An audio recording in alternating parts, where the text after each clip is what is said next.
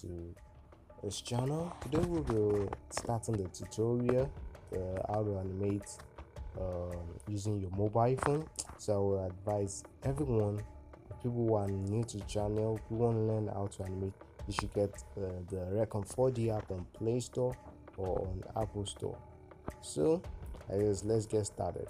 So just if you open the Recon 4D you have installed or the app on your phone, this is what you're supposed to see. Then hit the cancel button here. So if you hit the cancel button, you see what we have here. This is called the workspace, where you can create new project or open existing project. So we're just going to create new project. So here we have what is called our 3D viewport. This is where the animation, modeling and rigging or any sort of thing is done. So you need to be comfortable with how you navigate during the 3D viewport. To navigate, I will explain how to navigate during the 3D viewport. Then okay, let's just get started. So to navigate during the 3D viewport, you want to zoom in on an object. Try and use your two finger like a zooming in an image on your phone, because we're zooming to pan an object. What I mean pan, let's check, when we rotate it around the orbit here. Let's use the word orbit around it. Just use your hand as if you are one with your thumb. Just use your thumb, and to zoom in, like to drag an object, just drag like this, drag up. It's just the same way. Use your two fingers, that you want, like the one you're using, your two thumbs, one that you're using to zoom in. Now you just drag it up and down. So I would advise you to pause the video, practice and get comfortable with the viewport, so that when we start animating, you won't feel sluggish or left behind because all this beginner mistake when you're animating or when you're modeling, that your cube is up here and you're trying to get it, I can't find my cube. So just try and get comfortable with the 3D viewport. Now the next thing we'll talk about is what we call the transform tool. So I'm just going to draw something here, something like this. This is what the transform tool is all about.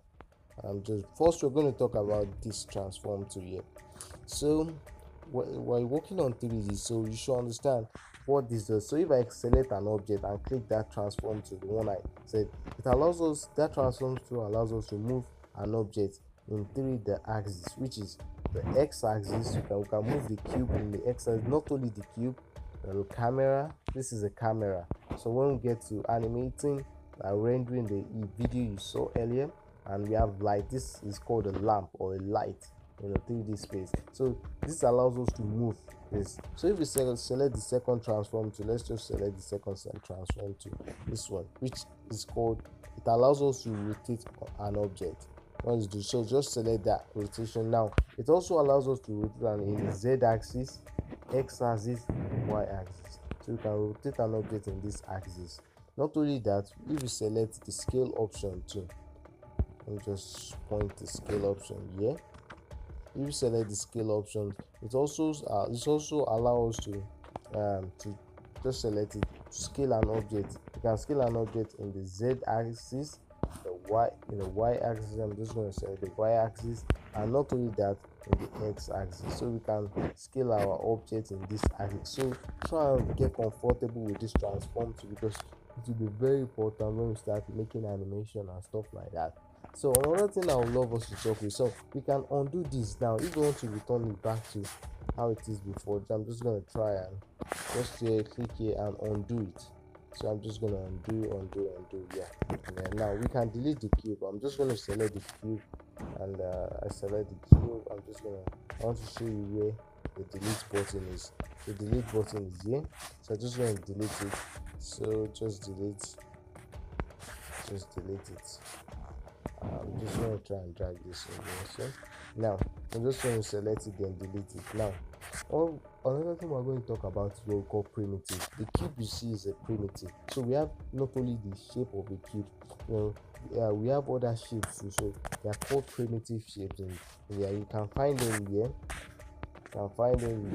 This biggest cube there, the one the arrow is pointing to, so you can find it there. So let's just select it, and you see that there are other shapes called, we have cube, sphere, cylinder, cone, plane and light. So we can just, I'm just going to select plane. I'm going to change the transform to movement or location to change your location.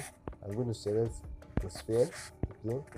I'm going to select the cylinder again. I'm going to select the cone. I'm just going to select everything, and I'm going to select the plane. The reason why I'm not selecting others is because the volume and report, when we get to the light, we talk about light when we start making animation. But for now, we'll just talk about this 5 shapes. These shapes can be used to make a lot of things. Now let's just do example using the transform tool. I want you to make an exercise. Just using the transform tool, you can create some lot of things like with just create that. I'm just going to create something simple using the transform to use it as an exercise.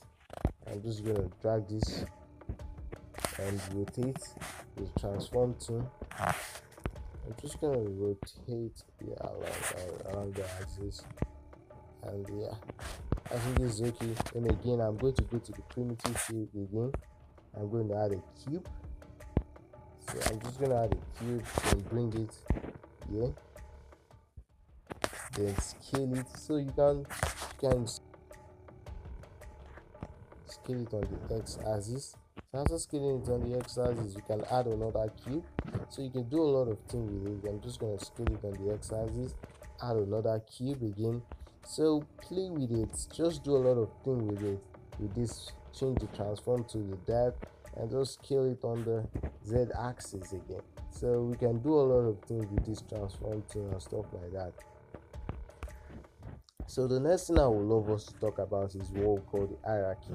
What is an hierarchy? So let me just show you what an hierarchy basically what an hierarchy. So this is what we call an hierarchy. This bar you're seeing here. So what it does is that you notice every object we're adding, every primitive shape we're adding is showing up here. Now let's say the hierarchy is very useful in case of sometimes, let's say we have a lot of object in our scene or in our 3D viewport.